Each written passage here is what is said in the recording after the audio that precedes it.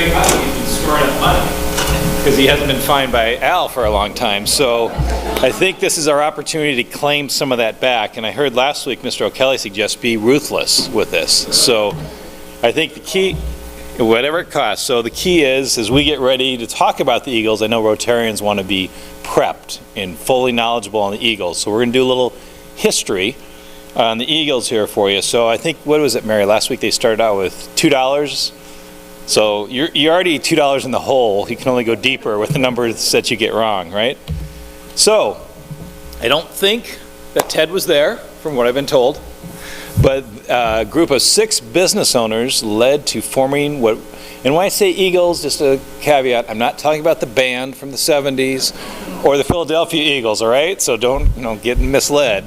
So the Fraternal Order of Eagles, what business did these 6 people own that came together, that joined, that formed the Eagles? And I suppose we should take Kent and Russ out of the picture, and Jen, because they probably they know this. So any ideas what business these 6 people, they each owned? Retail. Anybody have anything else other than retail? All right, that's $1 from each one of you. They all owned a theater, oddly enough. And they came together to address, they met at a shipyard and a pile of lumber to discuss a musician's strike, and they decided to bury the hatchet and move on to other things. So, am I correct so far, my Eagles friends? There. Well, there we go. I shouldn't have. Okay, he didn't say this part of it. In what year did these 6 individuals come together?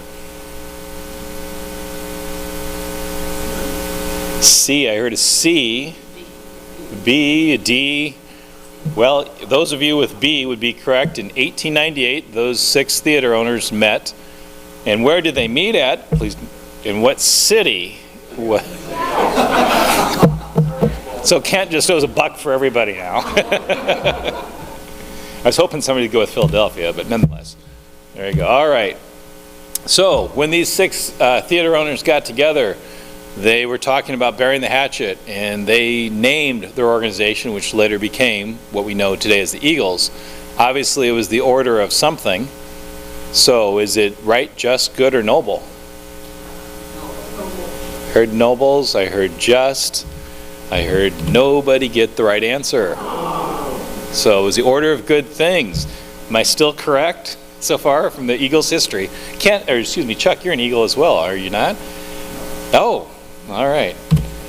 Okay. So we've had, over time, several presidents that have been members of the Eagles Club.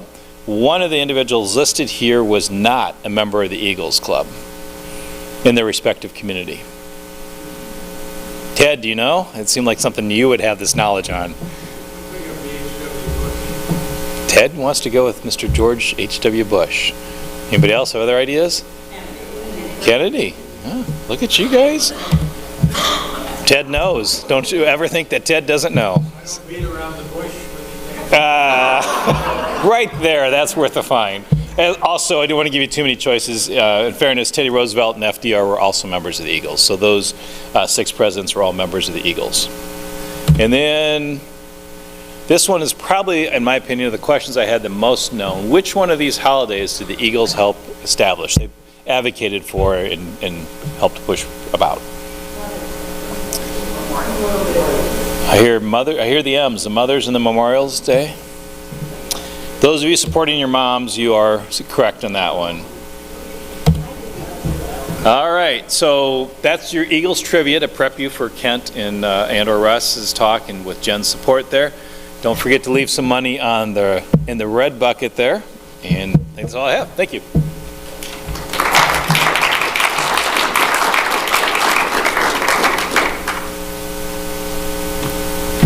Thanks, John.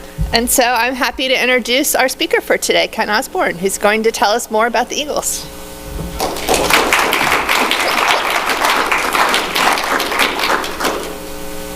That was quite a bit, actually.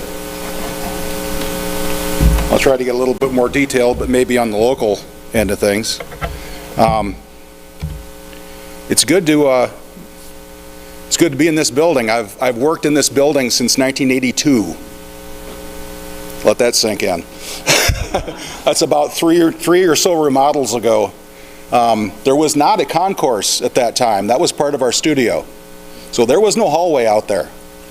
That's how long I've worked here, and it was the E.O. Lawrence Telecommunications Center. And I still call it that, but that's just me. I'm old and stubborn. So anyway, welcome to the E.O. Lawrence Telecommunications Center. I'm going to talk a little bit about our history. We locally in Vermillion, we were chartered in 1945. We pulled a building permit in 1950 and moved into the building that is on Main Street in 1951. So we've been in the community a while. We celebrated our 80-year anniversary this year, and we're darn glad to be here.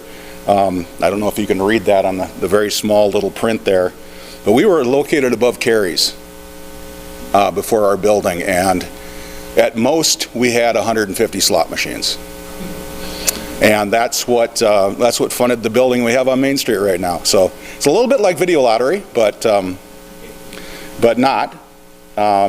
We have a colorful history of some card games and maybe some dice and some different things in the basement. If you go into the Eagles now and go to the original side, you'll still see little doorbells, little buzzers on the bar, and those were used to warn the people downstairs that the cops were coming for a raid. And I think that's pretty cool. Actually, I get a kick out of it.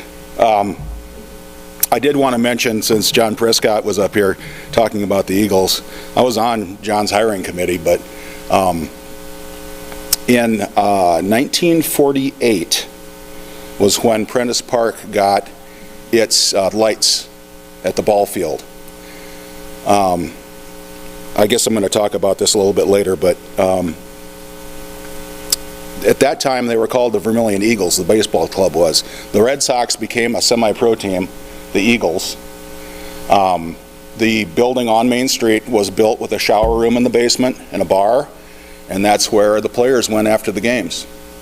The Eagles funded the light poles that went up in Prentice Park, the lights, and they installed them, and the city came and asked for $800 to run the wires to the lights. It was quite a bit of consternation with the Eagles. The next area meeting, several members volunteered to bring their chainsaws and take the light poles back. And needless to say, the Eagles did not end up paying for running the wires to the lights. But it was quite a time, because there were only 2 other fields in the league that were lit, and so it was quite a big deal to be able to go to a night baseball game. And people drove from all over to come to Vermillion to watch baseball. And the Eagles club in Vermillion has a big, rich history to do with baseball in this town, and that's pretty neat. So a little bit more about the Eagles. So I'm a trustee at the Eagles Club, not necessarily by choice. I got my arm twisted a little bit, but I'm happy to serve. We as trustees, we handle the money, and we hire and fire the manager, and we keep the building. We're in charge of what's called the bar and buffet. Who's in charge of the members, so the fraternalism side and the fund side and the charity side, are our officers, our elected officers. So the presidents of both the auxiliary and the area, and all the folks that work under them, the vice presidents and the chaplains and all those, they're the folks that are in charge of really what goes on in that building. I'm just responsible to make sure the bill gets paid. So that's what the trustees do, versus what just, kind of being a member is all about. We have different levels of membership, really. We even recognize nationally that that some members, we call them DMOs, drinking members only. We need those folks to help keep our doors open. We understand that. You might not have the time to come and volunteer and do things when you first join. We have members that don't even come to meetings. But particularly in Vermillion, we need the support from those folks to help keep the lights on and complete our mission. And we understand that. We really do. The club is a gathering place. We host a number of dart teams, pool teams. We've golf teams, cornhole tournaments down there. So we have a banquet room for members and non-members. They can book and hold their special events there. That's one of our, I guess, primary things that we do. And there are folks that also join, not just to participate in those things, but the desire to volunteer. I'm going to have to kick a little story in here from Monday night after darts. I was sitting there, and the woman that coordinates volunteers for me for our steak nights, which is an all-volunteer thing, was sitting next to me, and she started kind of tearing up a little bit. And I said, "What's going on?" She's had a lot of rough things going on in her life lately. And she said, "Did you see that girl that was talking to me?" And I said, "Yeah." And she said, she came up and said, "Thank you for asking me to bring a salad to steak night." She said, "It made me feel important." And I thought, you know, that's part of our thing, is asking folks to do even little things. It's not all about checks and money and dollars and everything else. I mean, charity is a big part of what we do. We are people helping people. But I think that helped her, and I know it helped my volunteer coordinator that night, because it lifted her spirits to know that, you know, made an impact in this young lady. And that's also rewarding. It's in the small things sometimes. So then you got people like me.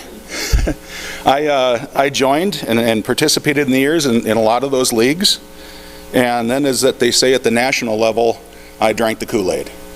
I really wasn't sure until my presidential year at Dakota State what my purpose in the Eagles Club really was. And I had to pick a charity. And I picked a charity that was close to my mom and myself, and that was Abbott House in Mitchell. And I spent that next year raising money for Abbott House, the Abbott House Foundation, but Abbott House. How many people in here know what Abbott House is? So a lot of you do, so I won't cover that ground. But it does remarkable things for young ladies, and now young boys as well, for fostering and things like that. But I kind of made that my charity for the year.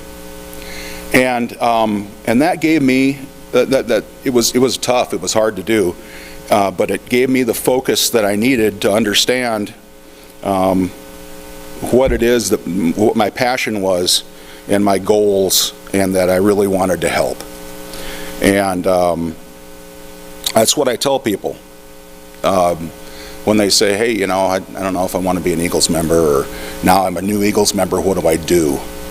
And you know, with younger folks in particular, their days are so busy. Maybe they're raising young kids, maybe they're doing something else. But I tell them, don't think you have to be here. The last guy I signed up works across the hall, thought he had to be at every meeting, and he's got a young boy.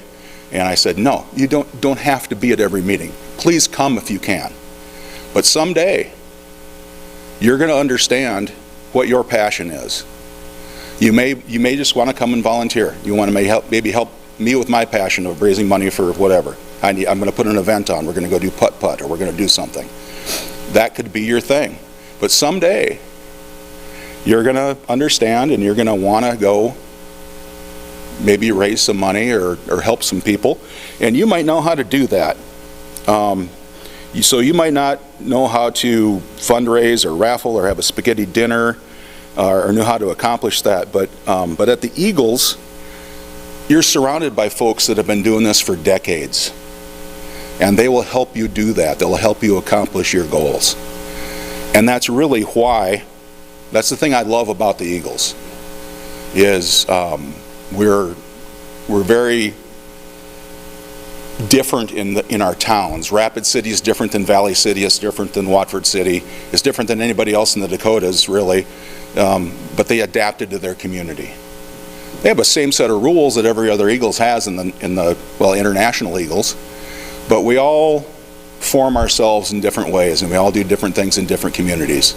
And that's what I really enjoy is that Vermillions, we're I don't want to say let be, but we're free to do what we want to do. We're not so strict that we have to raise money for a certain fund at a certain month or whatever. We get to really set our own destiny. And that comes from the members.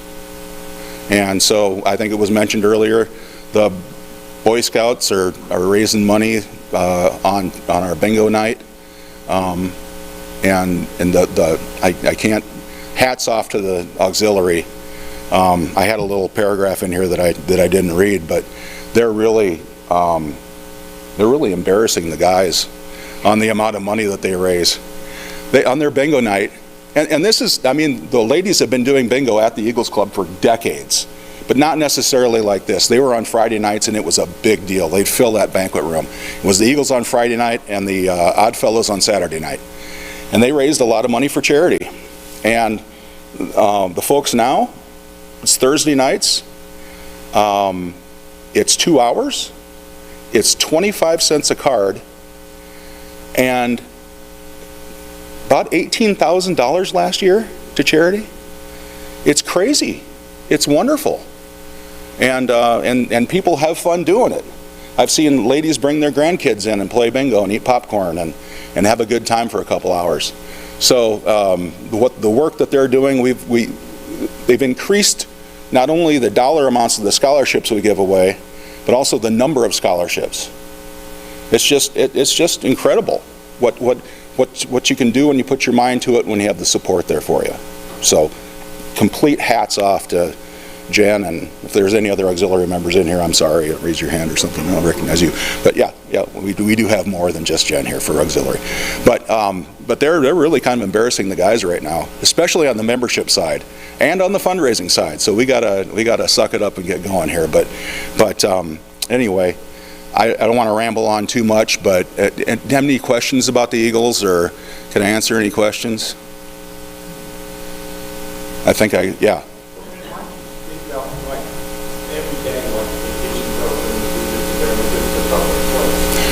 Yeah, and that's something that, I mean, we got to work on this, but it kind of looks like a women's prison when you drive by it. It's not very appealing. And we're going to work on that. We got some new steps, and we're doing some different things. We're going to be remodeling our banquet room.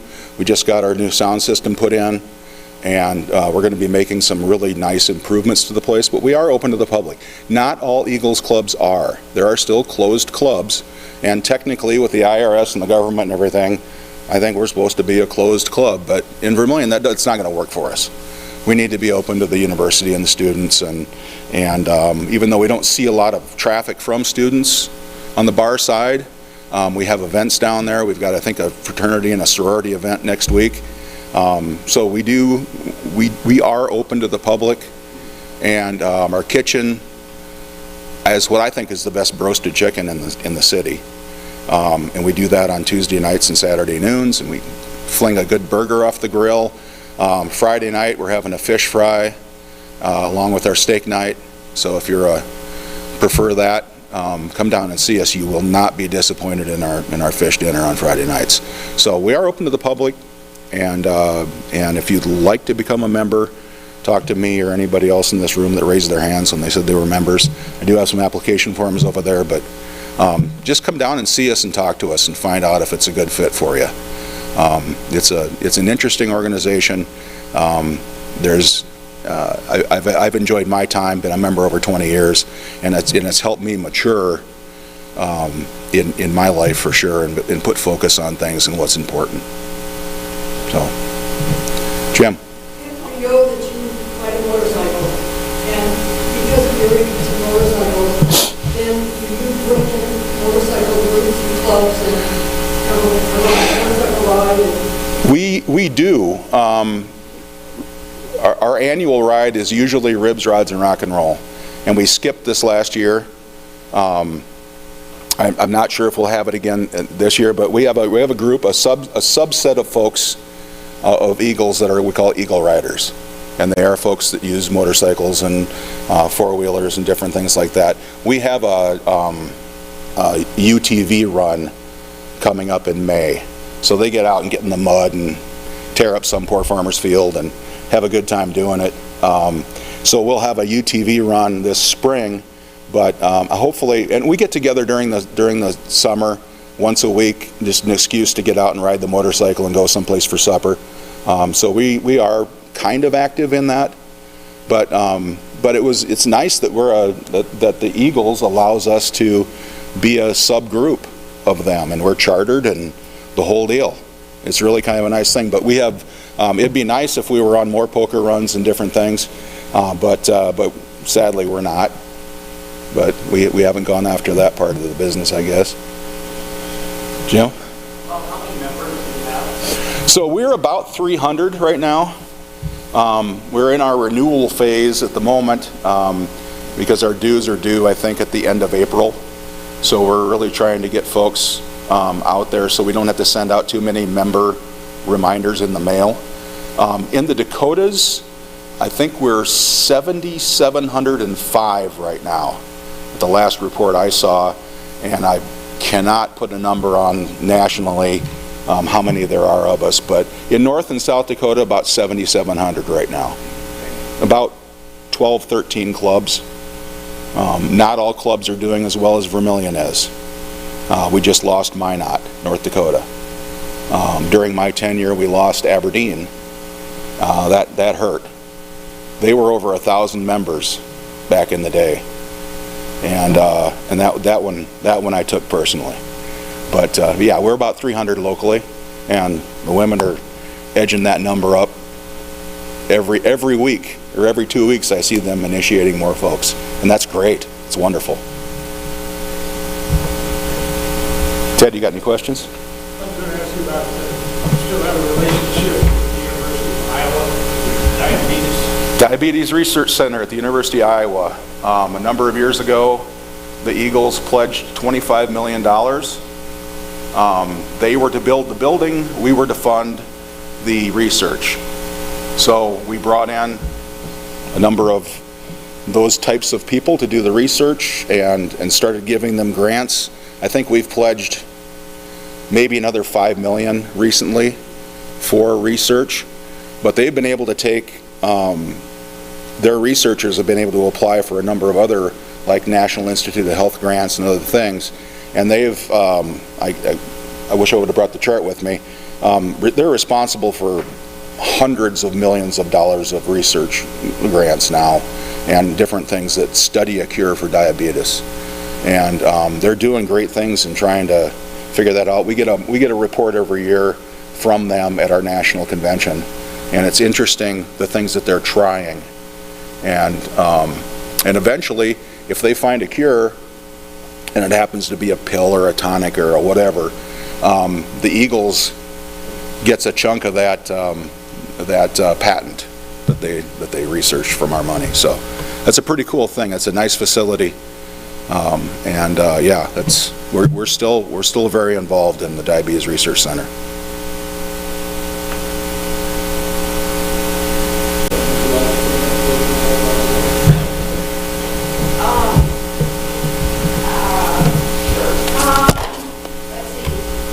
Part of me becoming an Eagle, when I was a little kid, I would go with my grandma and grandfather to the Eagles and play big balls, like Ken said on one side. And I remember back then you smoke, right? So everybody smoked and playing big balls and you know, there was a slot machine and then there was stuff going on.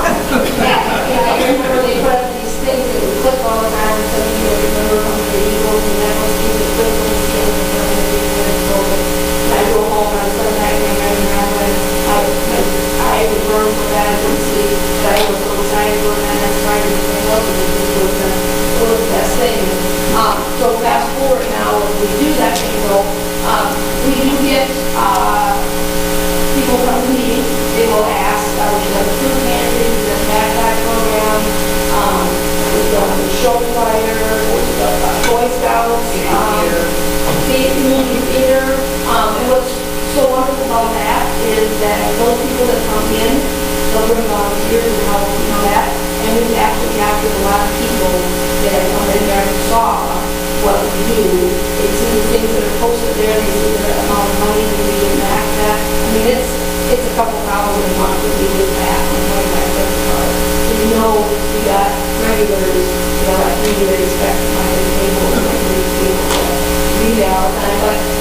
It is a wonderful thing. We really have a lot of communication. Just don't come and play. You know, it's fun. It's a fun thing to do. We just had the tournament that they should feed. We got so there are universities that do a lot of things there at Eagle, and they are really becoming more and more of that prison looking old person place. You know, I kind of like when people would always, you know, talk growing up on us, you know, those people back. Yeah, no, I mean, but it is, it's, you know, Ducks Unlimited, we have a gun raffle, that which is coming up here on the 19th, I'm going to get included for that, but it is, so, there was a lot to me growing up there, and I was remember, I think it was incredible to be able to meet that, to see that, full circle, so, yes, I do see some things, so, we design, Never bring you again. Bringing sportsman's raffle there. Yeah, there We you used go. to do 75 guns a year, and now we turned that into 75 shields gift cards. And the value of certain things, and that's really helped folks out because they'll provide their own ways to react to small clubs or whatever. And the value comprises it. So I had to move on over the years and improve it. A lot easier to put 75 guns together and hang them on the wall. Thank you for allowing me the opportunity to come here and speak. I really appreciate it. Around the questions that we had in there, talk about what it is we want to do or what's coming. So, thank you.